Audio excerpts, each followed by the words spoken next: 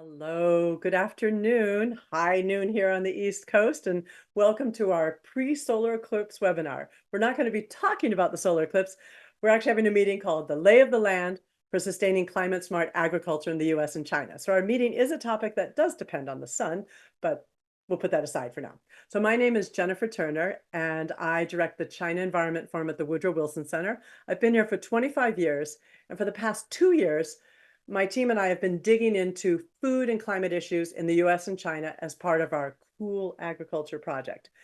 Today's webinar is the first time that we're actually going to delve into financing and national capacity building for what we in the US call climate smart agriculture and China calls carbon neutral ag. So, terminology different, more or less the same thing. So we're co-sponsoring this meeting today with the National Committee on U.S.-China Relations. Since 2007, they've been putting on a yearly Chinatown Hall. So the China Environment Forum is one of dozens of groups in the United States who today and tomorrow are putting on meetings about U.S.-China relations, all different kinds of aspects. And tomorrow night on the National Committee website, they're going to have a live stream one-on-one interview with Deputy Secretary of State Kurt Campbell. And so you'll see on the website where you're watching this video down below, there's a link if you want to tune in to hear Dr. Kurt Campbell chat tomorrow night about U.S.-China relations. All right, so let's get going on our presentation. So as the world's top food production and consuming superpowers in the world, the U.S. and China are actually big emitters of greenhouse gases from the ag and food sector. Those emissions worldwide produce 31% of the greenhouse gas emissions. And actions that the US and China take on this front could do a lot in helping both countries get down to net zero on greenhouse gas emissions and increase food security. We have two speakers today who are going to discuss some of the strategies on how the US and China are or could be funding and incentivizing climate action on farm and in the food industry. We're going to start off today. We've got Ben Thomas. He's the Senior Policy Director for Agriculture at Environmental Defense Fund. He works with key farm groups and state and central policymakers to create innovative solutions to environmental challenges facing the ag sector. He has lots of experience in this space because, Ben, you worked on this in state and federal governments on agriculture, on implementing and designing programs. And also, I have to point out that you grew up on a farm, which I think gives you some legitimate boots on the ground experience that I assume you bring this to your work, right, Ben? Oh, yeah, absolutely. Yeah. So, and then second will be Well, thank you. Oh, wait, I'm going to introduce Xiaoxin real quick. Sorry, hang tight. Sorry. Xiaoxin Li is going second. She's the China Ag Transitions Lead for Climate Bond Initiative. She's based in Beijing, where she's been working with Chinese banks and other stakeholders on how China can fund and accelerate the transition of agriculture and food systems to reach net zero and be more resilient. She worked on food system development and green finance in the FAO and with the Chinese green group IGDP. Also you're an ESG person for Sintao as well. So she's worked in the space of green business in China for a long time, and she'll be second. So Ben, I'm going to pass the virtual mic over to you. I kind of gave it to you and took it back quickly a moment ago, but it's all yours now. Please share your screen, your slides, and I'm going to remind the audience as he does that underneath the webinar, there's a little event chat space. So you can put your name and ask your question. You can only do one question every 10 minutes. So share your slides there, Ben. Okay, I'm going to give just a couple opening sure, remarks sorry. before I jump into the slideshow. No Sure. problem. First, thanks for having me join you for this very important dialogue. It's important for our nations to work together to kind of leap forward into new and ambitious efforts to address climate change. And it's important that we learn from each other, and that happens through conversation. Is through that success, which is shared and multiplied around the globe, that we can create the best tomorrow. So thank you, Jennifer, for bringing us together. I'm also really excited to be able to say that we're doing more than ever before about how agriculture can and must be a part of our climate efforts. I want to emphasize that word must here, and that's for three reasons. First, so I think we all know the food and ag sectors are a major driver of climate change. In ag, this can be carbon emissions from equipment or soil, methane from livestock, or a number of other things. Ag, as a sector, contributes a significant amount to global warming. Of course, exactly how much and through what pathway vary just as much as our food production systems vary, which is quite a bit. Second, the ag sector has enormous potential to contribute to climate solutions. They can help stabilize the climate by cutting emissions with new and innovative practices or technologies, and perhaps even increasing the amount of carbon stored in the soil. And the third reason is because farmers stand at the very foundation of any healthy society.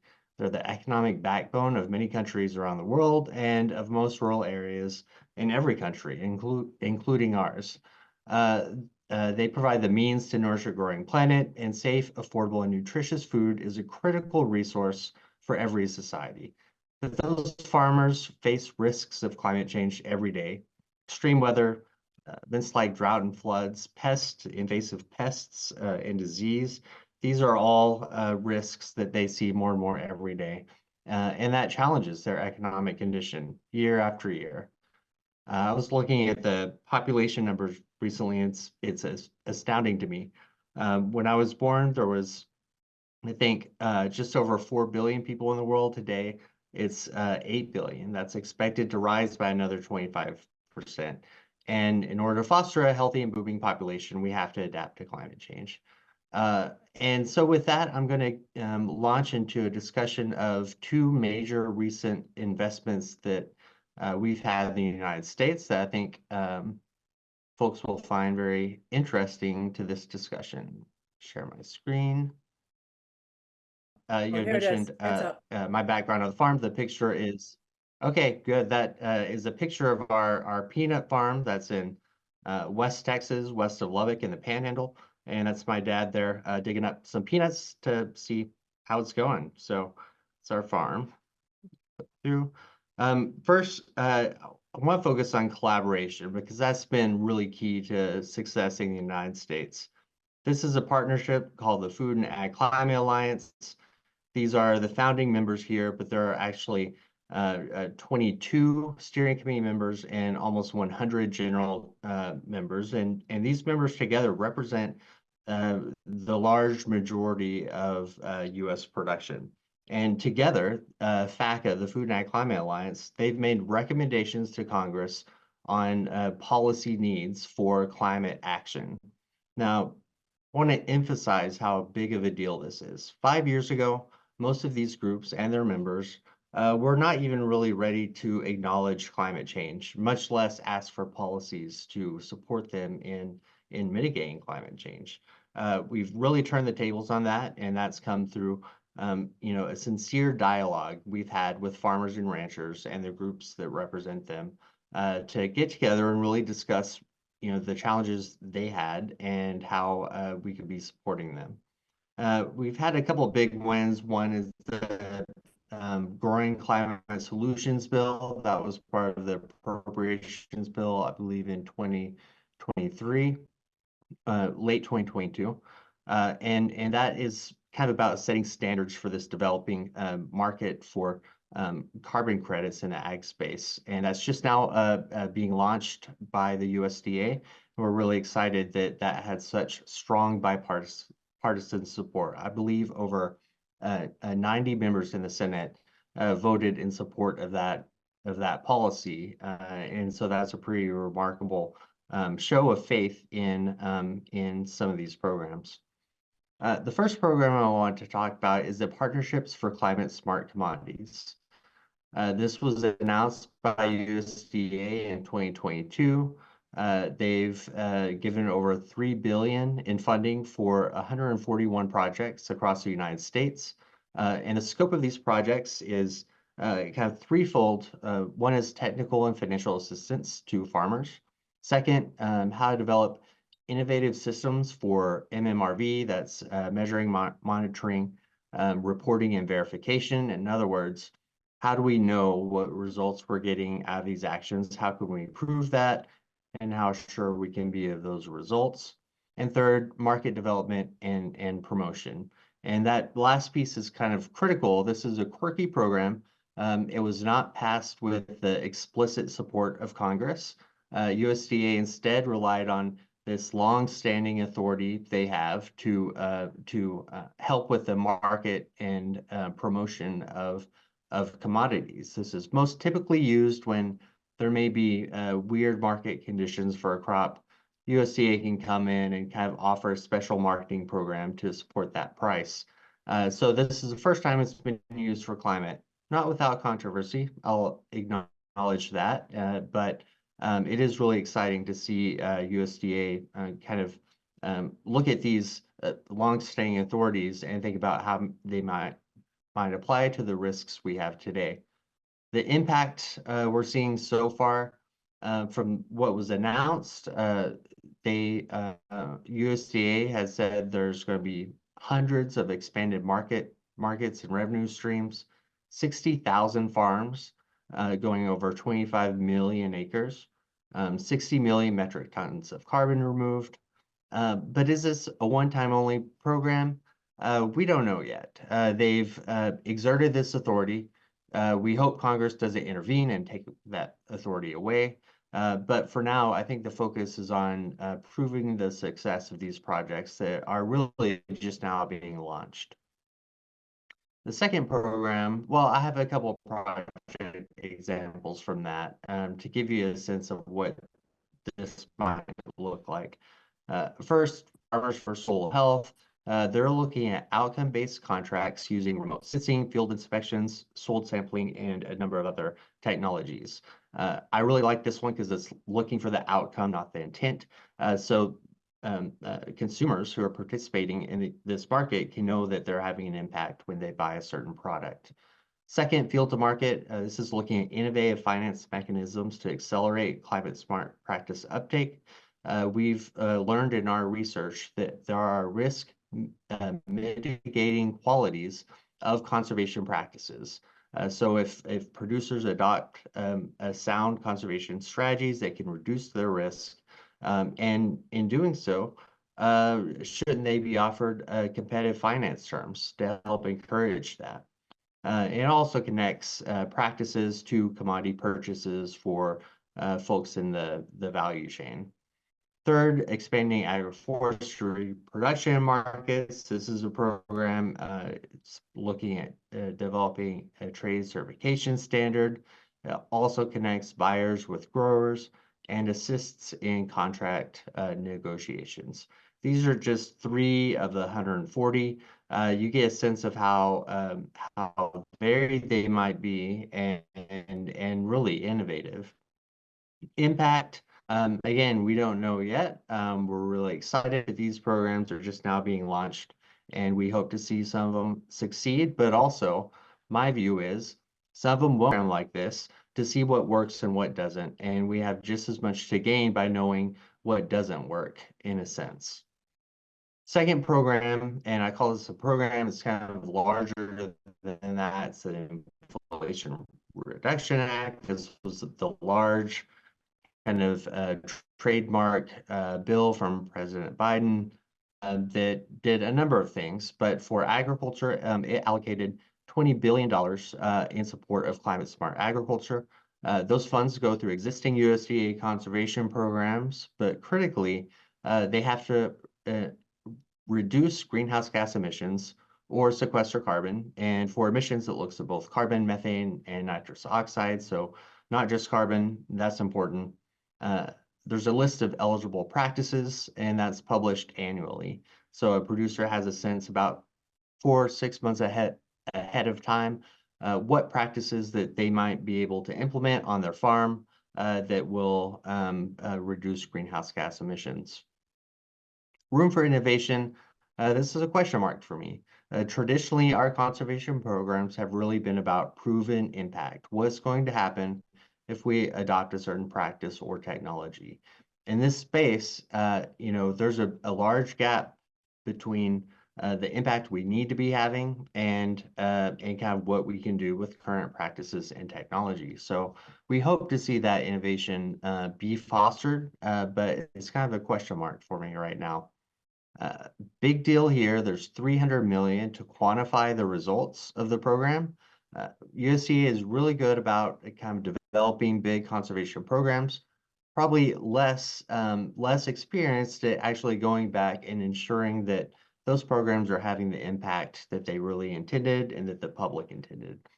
So that is going to be implemented. I don't know how yet. Are we going to be sending, federal folks out to the field to kind of test the soil, or are we going to be working with kind of regional on-the-ground partners who can do that sampling and verification over time?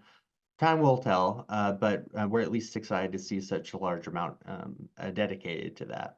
And then lastly, 1 billion in conservation technical assistance. We need to empower farmers with the information, the research, the know-how, because otherwise they're not going to invest in practices that may not be impactful on their farm. That comes at great costs, and farming can be tough. So that's the Reduction Act, sorry. So we're all set, right? Unfortunately, not quite. We have the funds available, but they have to be constantly protected. The Farm Bill is our biggest bill every 5 years that kind of reauthorizes these programs. And unfortunately, that's also an opportunity for folks to defund the programs. We've only spent 850 million in 2023 from the IRA. We still have several billion to go, and we don't want to lose those funds and that opportunity. And aside from the Farm Bill, really every year we have an appropriations process, and increasingly more than every year, we have debt deals and various agreements that Congress puts together to ensure that overall debt levels are within a certain amount. So these are all kind of opportunities for folks to defund these projects, and we are constantly kind of on alert. The funds will also run dry after 2026 as they are now. So I said 850 million spent last year. We have over 2 billion to spend this year. That increases to over 3 billion the next year, and then it increases one more year and then drops off. So we really need to use this time to demonstrate success, and that's to Congress, to the public who's making the investment, and to farmers that this can all work. And where possible, we need to use this opportunity to really develop a durable infrastructure to support climate smart agriculture. What does that infrastructure look like? I think it's people. We need the people with the know-how, the education to do the research and to also educate farmers. We need the technology. We need data that will inform the research, and we need markets and supply chain, which is what the partnerships really speak to. And I think I will just leave it at that. Our overall priorities in all of these policies, we need to reduce our emissions, and we believe that can be done through strong incentives. We want to build ag resilience to unavoidable climate impacts, and we want to invest in that innovation, data, and measurement so that we can be sure that we're getting the results we need. And lastly, we want to succeed on all those points, but equitably. We have to do right by all the folks who are part of the system. And I'll just leave it at that and Okay. looking forward to Can the you hold that slide there for a discussion. second? I just want to do one quick follow-up with that slide up. And so what specifically is EDF? You're part of this partnership, with Yeah. these groups. Are you working with, like, just can you give us an example of something that EDF is doing along these lines to reach these goals? I'm trying to understand your part in this what was it called? The partnership you have with those companies. Sure. So one example of the yeah, Oops. and we are involved in one of those partnerships for Climate-Smart Commodities. That was the field to market. I think it was the second one listed there. And so we're kind of informing with our research what conservation practices might reduce that risk, how that can be built into. Ben, maybe close your screen as you end. Well, okay, we lost you for a second. We'll just move on. But no, so I get a sense that environmental EDF is doing some Yeah, kind of I'm sorry, I'm research. back now. Okay. Yeah, so maybe we'll come back to that. But why don't we have thank you so much. It was really useful to see. Want to Yep. remind the audience, Xiaoxing, can you put up your slides as I remind the audience for questions? So reminding everyone that underneath the screen where you're watching this video, there's a little box that says event chat. Please submit your questions there if you have any. I don't have any questions yet, so you don't want me to be the one asking questions. All right, so Xiaoxing, it's all you now. Thank you, Jennifer. I'm so thrilled to be here today. And as Ben just introduced, that agriculture sectors is so important, especially it is play a very key role to addressing climate change, but also it's also playing a very important role to addressing food security, biodiversities, and also a lot of different sustainable issues. And in fact, that before I joined, I have been working closely with Jennifer for past months because I have a privilege to join a professional fellowship program that is sponsored by State Department and hosted by Wilson Center. So I'm so happy to share it here and talk to you all here today. So also thank you for the audience during stay with us during this eclipse. And I believe after our talk that our future only would face brighter. So but before I start to sharing, I would like to briefly introduce my organization. Climate Bonds Initiative is an international organization aimed to mobilize capital markets for climate actions. So we drive the markets change for 50 years by providing more confidence to the green bond markets. So we have been providing certification schemes, climate bond standards to the markets. We also very proud to advise the green capital market development and advocating more ambitious change in many different markets. In China, so we have been support Chinese central bank to creating Chinese green bond markets as a key advisors. And we're also closely working with policy banks such as Chinese Agriculture Development Bank, as well as green finance policy makers such as Central Bank of China, Chinese National Association of Finance, market institution investors, Shanghai finance authorities. With all of those partners, we're able to building more credentials of the green bond markets. And also we're providing support to empower investors by green bond database and also market research. And we have been assessed more than 10,000 deals that is aligned with our standards. And we're also very proud that we have been certified more than 300 billions US dollars bonds and loans that is aligned with our standards.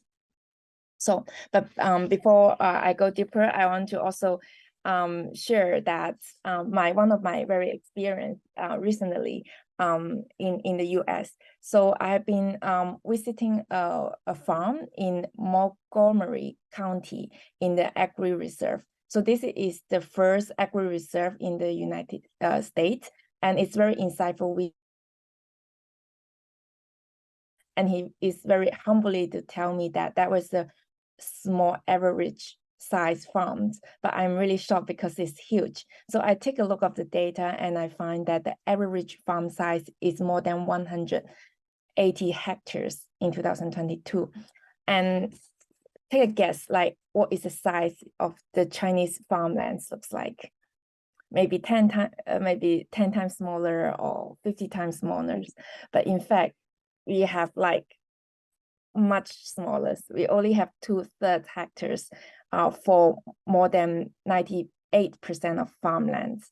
And this is this photo actually shows you what it looks like, that all the farmland is very fragmented, and also separating into very different small size of farmlands. So and actually here, not only showing you the data and what it looks like, but it also explains why food security is a top priority, because we have limited farmlands, but we have to feed more than 70% of population in the world. So not only food security, but also climate change is the key. So as China has been make the commitment to achieve carbon neutrality by 2060, so all the sector have been participant to addressing these targets, and agriculture is one of those. And as Jennifer mentioned before, 1/3 of greenhouse gas emission are from agri sectors, and China actually is the #1 greenhouse gas, while the US is the #4. So if we're looking at the China market itself, that we have 2.4 gigatons greenhouse gas emissions in 2018, and mainly of those are coming from production size, and then we go following is the packaging and end of life. And with the increasing of the food demand, and this number seems will be continued. So if we want to achieve Paris Agreement and controlling the temperature rise, we have to be making a lot of efforts to achieve this. And that's why we need a pathway to better to help us to understand what kind of action we need to take. And in this check, that is very clear to show that if we need to achieve the greenhouse gas net zero targets by 2050 globally, that we need to apply multiple approach, initiative, and actions and technologies together. And also we need to work closely together to achieve these goals. And also according to IPCC reports, we have to be reduced greenhouse gas emission by 5.5% annually before 2030 in order to achieve the 2050 targets. So this is hard, and China have to be working hard to achieve this goal.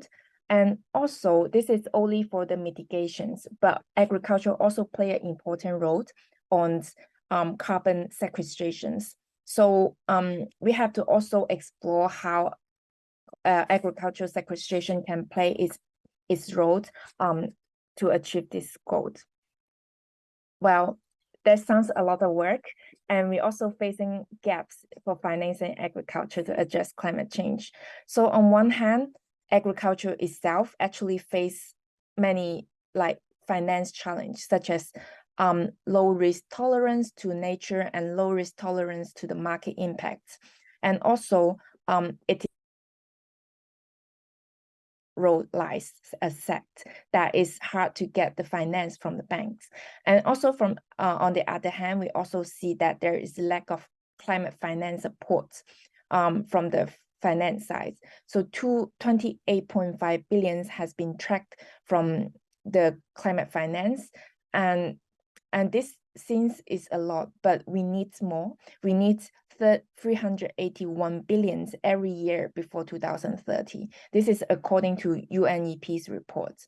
So, but before we think about how to fill the gaps to meet the climate targets, we can take a look of what it looks like from the current climate finance in agriculture. So this is the data from global perspective, and we can see here that more than 85% are coming from the public sectors, which mainly coming from the development financial institute and also the government. And 58% of the public flows to agri-food system was from the international source, while the other is from domestically. And private finance also is only taking 12% from the project levels finance. So, but on the other hand, if we look at the finance instrument side, and we can see that debt is account as the largest share. And if we mobilize more finance from the debt market, that could mean that we can able to leverage and channel more finance to the agri sectors that may able to fill the gaps. So to look at the debt market. So let's see how big is the debt market is. So the global debt market is account for 130 trillion US dollars. And in these markets, we have a small proportion that is contributing to sustainable climate change and green area. And you can see this is a lot of diverse of this sustainable finance. So the landscape of sustainable bonds is getting richer and more diverse, including green, sustainable, social, and transition. And you can see this one looks like a pizza. So for the investors, they are like different. They have different appetite on the top. It's like the ingredients on the pizza. So we would like this ingredient become more green and have more sustainable elements inside. So therefore, we need to ask more support from the green markets. So, but let's take a look of the global progress and the global market data. So for the sustainable debt market, it has been grown very fast since 2014 to 2021. So the market has been grown for 50 times. And China and US are the leader in this area. So first of all, the US was the largest country source for green, sustainable, and social bonds in total. And for China, China is placed the number 3, but China is the #1 source for the green bonds. In 2022, China issued 85 billion green bonds in both domestic and in markets that is aligned with CBI standards. And also for last 3 years, the market has been grown for 3.6 times. So this has been a significant growth. But however, on the other hand, that land use sectors receive very limited fundings for the green bond market, only taking 3 to 5% per year. So, but all of this is remarkable and important. And to achieve this in China, so policy has been playing a really important role. So I would like to share a little bit more about the policy development in China and how Chinese climate and agriculture policy supporting this growth. So first of all, let's look at the agriculture policy. And China have been issued 45-year plans on green agriculture development. So this is a very fundamental key plan regulation for Chinese development for next 5 years. And this is also providing very strong signals where green agriculture should be developed and also defines the key area. And also recently that China also introduced methane emission control policy that also identify agriculture as a key sectors, including livestock management, ruminant management, rice, paddy, and also manure management. So not only that, in 2022, Ministry of Agriculture also issued implementation plans for carbon emission reductions and sequestration in agriculture and rural area. So which is aligned or under the umbrella of Chinese Climate 1+N policy, but also it is the very important policy providing the key strategy, action plans, and technology that can able to support agriculture to addressing climate change.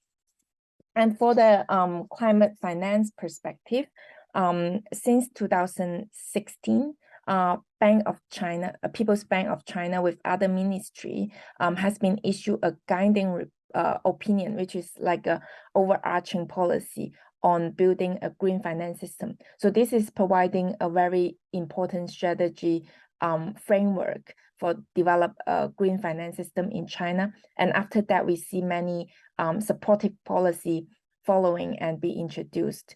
And one of the another key policy is the Green Industry Guiding Catalog.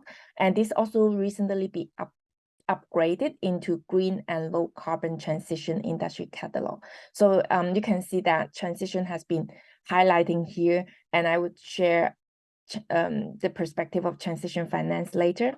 And also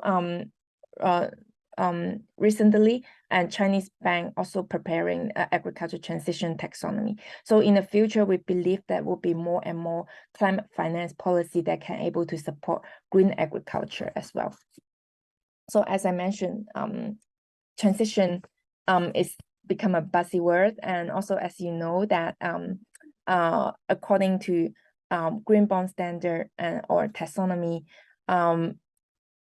people have to spend 100% of their money. I mean, banks or issuers have to spend 100% of their money that received from the green bonds to the green activities. So this means that green finance might unable to support those high emission sectors, and such as steels and cement. So therefore, we introduce transitions finance that can able to help us to address how to abate sectors and to invite more sectors to join this transition. And therefore, this transition is designed for filling the gaps. And the definition of this is to supporting those activities cannot be fully green, but have a clear and standards and also plans to transition to net zero. So to ensuring that climate bonds initiative have been introduced, the framework and as well as the transition principles and hallmarks that better illustrate what is the definition of credible transition and guiding the market to become more robust. And I would also like to providing a case study here. So as you may know that JBS is beef giant company, and also it is the second largest food companies in the world. So in 2021, they introduced a sustainable linked bonds that is about 3.2 billion. So when we talk about sustainable linked bonds, which is part of the transition finance as a transition finance instrument, and this has been raising concern because when the sustainable linked bond is a result-based finance approach, company expected to provide key performance index and sustainable performance or sustainable development targets. And if they achieve these targets, then they can able to get a cheaper interest rates finance support. However, this is very hard to define what is credible or ambitious enough climate targets. So in this JBS case, they issue this 3.2 billion issuance that is making the target as achieving net zero by 2040. And however, recently one of the global NGO was accused them because of they believe that they did not provide enough information and misleading the investors. And also more recently, New York Attorney General also filed a suit case against JBS because he think that he has claimed he will achieve net zero, but it's a fault. So in this case, it's providing a model or demonstrating how important to for issuance to have a credible transition plan, and this would help financial institutions and issuers that can avoid greenwashing and transition risk. And to better to guide the sectors to have more robust plan, and we actually providing a sectoral standards and criteria, and agriculture is one of those. So we have been introduced the agriculture criteria since 2020, and this criteria is focused on identifying the best practice on the low emission agriculture as well as resilient agriculture. And also after this, we also will introduce agriculture transition criteria, and also the agricultural criteria can able to apply to supply chain scope, which is the scope would be extent. And here is the eligible activities that I would like to share. So there are a lot of activities that can be identified as low carbon and resilient or sustainable. So including soil management, nutrition management, waste management, renewable energy and management, paddy rice management, because it can able to reduce significantly for methane reductions.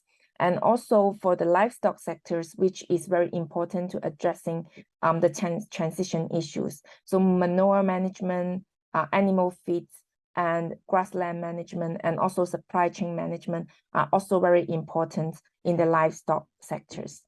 So I'm stopped here, and And Xiaoxin, can you go back to that previous slide for a second? And I want to ask Ben a question. You ready, Ben? She has a nice list here of different kinds of activities that we would call climate smart agriculture. And I was kind of curious in what you're seeing in the partnerships for climate smart commodities. What are some, investments under the IRA or with the USDA's money that you think are really kind of most promising or successful? Are they on this list, or are we doing something successful, good, that is beyond this list? Well, there's a lot of intersections here with what we're doing in the U.S. and this list. I'll say something I'm most excited about is seeing action in methane livestock methane. I'm sorry.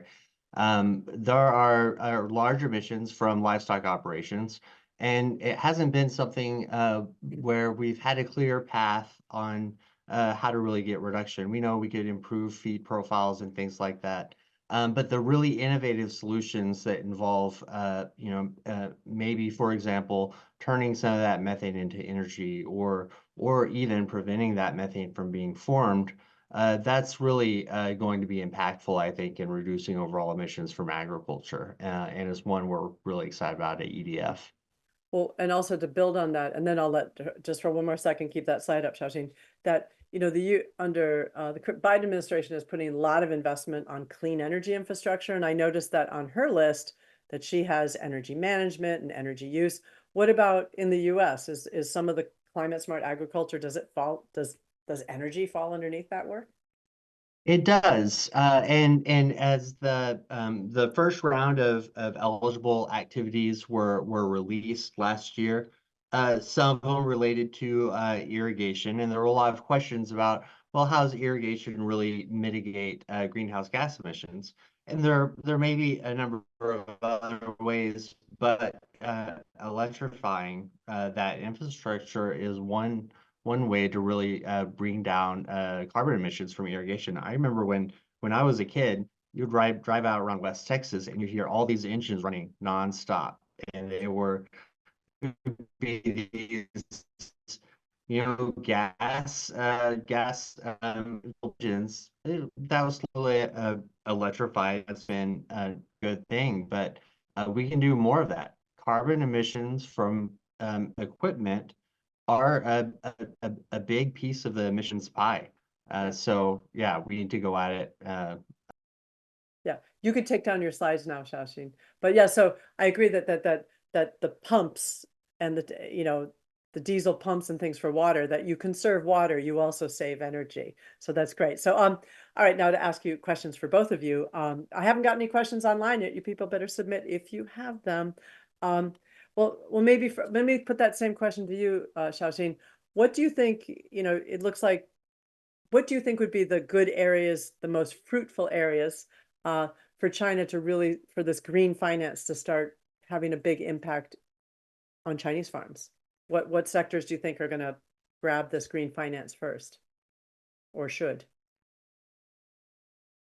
Yes, I very agree with Ben, and I think livestock is a very important sector, not only because it is like a big emission but also it has a lot of potential and need to address not only climate issues, but also there is environment issues and others. So we see there is a potential from livestock. And on the other hand, that rice is also a very important sector.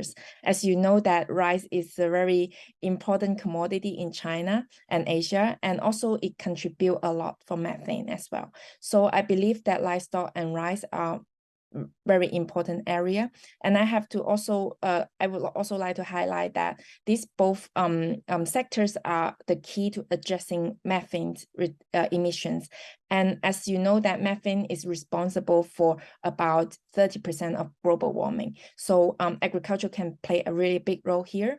And also recently, China and US has been signed Sunnyland statements and also Glasgow statement and others. So there's a lot of things going on. So I believe that this would be a really key topic that we can address it together. Yeah, and also the USDA's Ag Secretary Vilsack and the Chinese Minister Tang, they met about a month ago, and they actually mentioned climate smart agriculture, which I was very excited about. Yeah. Is there with the rice? I don't know, Ben, do you wade out in the rice paddies very often? I know you're a peanut farmer, but I mean, you know that in the U.S., fun fact, the entire U.S. crop of rice in 1 year, China could eat it in 2 weeks.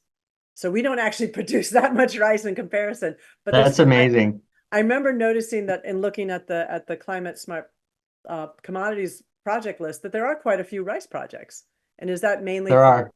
anything you want to say about the rice projects that are going on? Well, our rice production is really kind of regionalized. In West Texas, there is none because we get about 11 inches of rain a year. But I also went to grad school in Arkansas where a great deal of the rice is grown and they have much rarer conditions for it.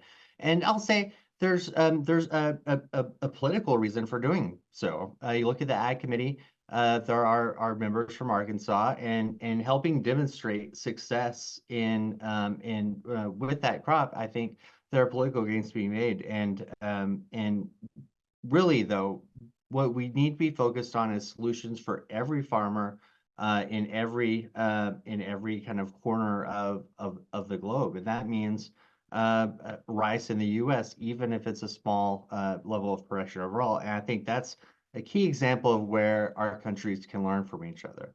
Maybe in the US, we won't have the capacity to invest as much. That's where we would like to learn more from our partners and vice versa in other areas. Yeah, well, when I've been talking, so I was talking to some USDA folks recently, and they told me that the Partnerships for Climate-Smart Commodities also has a part of the program to go overseas, to work in the global south. And that's why the rice research is so important. And the US, we lead in rice research in the world. So hurrah. And that sounds like that could be an area where the US and China could come together. I mean, there has been cooperation on rice between the two countries. Xiaoxin, what are some things that you think that, that maybe the US and China could work on together? You mentioned sunny lands, Yeah. but are there some specific areas that you think that the Chinese side might want to work with us? Yes, I would also like to echo with Ben's answer, because also I noticed that last week that California government officers has been go to China for visits, and they actually reach agreements or build up a corporations on rice paddy planning to reduce methane emissions. So this is something that I think in the future that we can work together on more, is like to addressing the methane reductions in the rice and also more sectors, and I'm really excited about that. And I think secondly, there's more things, more topic that US and China can work together, and I think adaptation and resilience is one of those. And as you may know that developing countries will require more than $300 billion annually in order to achieve the adaptation by 2030. And we also need more money for that. However, the adaptation finance is only taking the 26% of the overall climate finance. So we need more attention, and we also need more finance to adaptation and resilience, because this is definitely helping to reduce risk. And during my stay in the US, I hear some experts to recognize these roles, and they said climate change is the national threat. And so I'm really happy to hear that, because this is highlighting how important of the role of resilience can play here. And also I'm very happy to see that IRA already supporting agriculture to become more resilient. And I think this is something US already have some words and base around that. And China also recently have been introduced the national adaptation regulations. So I believe that there is a more space that we can cooperate here. Dare I say the ground is fertile? Both countries kind of moving in the space. Haha. You have to put food puns in. But back to you, Ben, that you in talking about risk, and I know that because I've been working, talking to a lot of Chinese, US and Chinese, food and ag scientists, and that when you do conservation agriculture, it's a fact that, in the beginning, as you're transitioning, that one of the risks is that your crop output goes down.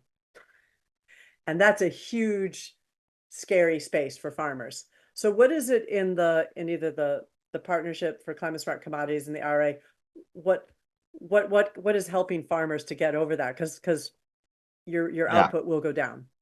Yeah, that's a key to that public investment part. These conservation programs that I mentioned under the Inflation Reduction Act, they're typically 4 or 5 year contracts. And I think that's really key in getting farmers over that hump so that they can kind of freely adopt practices that they're pretty sure will work on their farm, but that they can't necessarily afford to take a hit on for especially, up to 5 years. So that kind of transitional phase where they're bringing in new practices, that's where these programs really shine. Also, wanted to respond to some excellent comments that were just made on resilience. Climate smart agriculture cannot just be about mitigation, right? Farmers have to survive year to year if they're going to mitigate the emissions from their operations. So that resilience is key. We have a very strong kind of crop insurance program, but even that is not really kind of crafted to help producers adapt. It's meant to compensate them in certain circumstances, but not really get them to adapt. So it's just another reason, another instance that emphasizes the need for these publicly funded program and for innovative finance mechanisms to kind of step in and play in this gap. So you're saying that the crop insurance could be reconfigured to kind of include, I don't know, lower payments if you take climate smart agricultural steps? I mean, I know I'm no crop insurance expert. I do think there's a case to be made in the finance world. We've already made that case that because sound conservation strategies reduce your risk, there should be preferential rates for producers who take on those practices. That same discussion, I think, is sound in the crop insurance question. There are a number of other barriers to get over, both statutory and also, kind of socially with the ag groups. And but we're making progress in those conversations, I would say, and it's important because as climate change increases pressures on agriculture, those costs of insurance programs are going to go through the roof. And at some point, there's going to have to be a different approach to keep those costs down, and adapting will be key to that. All right, this is a little bit the free range chicken moment. I was wondering, do either of you have a question for each other? Ben, do you have a question for Xiaoxing? I'll just say one thing that's been resonating in my mind is many of the comments you've made about both the farm size and also livestock.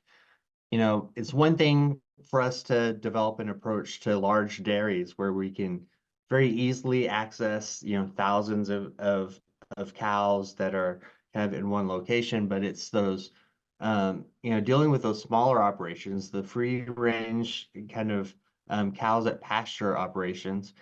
And I assume in China, a lot of your livestock is probably held by small farms in probably a small number. So I just wonder if that isn't a particular place where our two countries could kind of focus on collaboration to make sure that we're developing technologies that will be kind of that will be helpful to the wide variety of farmers in our two countries. Thanks, Ben, for raising these points, because I think dairy is definitely a very important sector. And I also very happy to see that actually in China, the dairy companies actually started taking the leadership on addressing climate issues. And some of those already making their climate targets and also trying to addressing proposing a scope-free carbon emission already. So I see this become a trend, and this providing a fundamental work base for us to work together. And secondly, there is also a very recent good news is that Mengniu, which is a Chinese leading dairy companies, and actually work together with COFCO International as well as their supplier together to addressing deforestation issues. So they procure a big amount of deforestation-free soybeans as feed to their cows. So this is able to providing a very important signal how supply chain in livestock can able to address carbon emissions. So I think this could be a good area that we can explore, because deforestation actually can lead to significant amount of greenhouse gas emission from agriculture. And also recently we are going to introduce deforestation and conversions free sourcing criteria. This criteria is developed by CBI, and it will be able to issue an entities transition, which means that we can able to allow those companies, if they are 100% free from deforestation, then they can have this label, and this is going to help investors can able to invest in these companies. So we hope that by sending the signals and also helping better finance supports to the companies, that can able to promote this momentum go faster. That's great. We're ticking down on time, but Xiaoxin, do you have a quick question for Ben? Well, I do have a comments on the resilient topics. So Really short. We don't have much time. We also start to working on the resilient criteria as well. And last year we also have this resilient finance background paper. So I welcome everyone to download and take a look at it. Yeah, I think that there should be kind of like a chat between EDF and Xiaoxin's group and Climate Bond Initiative, because it's really fascinating what they're doing in China. I guess but I want to make one comment that, like, in China, one trend that kind of maybe helps make things a little bit more comparable between the US and China, like you were hinting, like the dairy farms. China's dairy farms, also their pigs, chickens, they've been brought together on CAFOs, and so they're more comparable to the US. So it's not as much small farms with 1 or 2 pigs anymore. That's an advantage. The big challenge is just the croplands, or there's quite a bit of diversity. We're just seeing that we got 1 minute left. So I think I have to thank both of you for doing a great job on giving us, wading into the rice paddies and onto the farm to kind of get a sense of what's happening in the US and China. Just want to tell the audience that on April 16th, I will be giving a talk together with Dr. Karen Mansell, our fellow here at the Wilson Center, my co-author on our cool agriculture recent report. We're going to talk about cultivating US-Chinese climate cooperation on food and agriculture. It's going to be April 16th. You could go to our website, but it's streaming off of the US Heartland China Association. But yeah, I love chatting with you guys today, and I hope I guess I'd have to come to Texas to have tea with you, but I think I'd love to talk more and learning more about what EDF is doing. And I want to thank you guys who are listening in. Now go get your little sunglasses and get out to see that that eclipse. And because I know that because Ben, you traveled to be on the. Yes, I was actually in the middle already, but now I'm with family on the lake. So really looking forward to getting out there and see what happens. Thank Okay. you. Okay. Bye bye, everyone. Thank you very much for joining all. Take Bye. care. Bye You. bye.